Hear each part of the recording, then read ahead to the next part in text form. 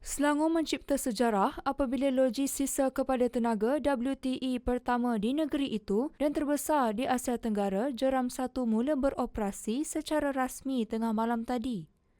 Datuk Menteri Besar Datuk Seri Amruddin Syari berkata, loji yang siap dibina dalam tempoh 2 tahun 7 bulan itu mampu menguruskan sehingga 1,500 tan sisa pepejal sehari selain menjana tenaga elektrik untuk kegunaan rakyat Selangor. Menurut beliau, projek berkenaan menjadi bukti kesungguhan kerajaan negeri dalam memperkukuh pengurusan sisa mampan menerusi teknologi moden sekaligus mengurangkan kebergantungan terhadap tapak pelupusan sampah konvensional. Jelasnya usaha ini dibangunkan sendiri oleh kerajaan negeri melalui anak syarikat iaitu Worldwide Holdings Berhad. Ia sekaligus membuktikan keupayaan tempatan dalam merealisasikan dasar kerajaan negeri untuk beralih daripada tapak pelupusan sampah tradisional kepada pengurusan sampah yang lebih mampan.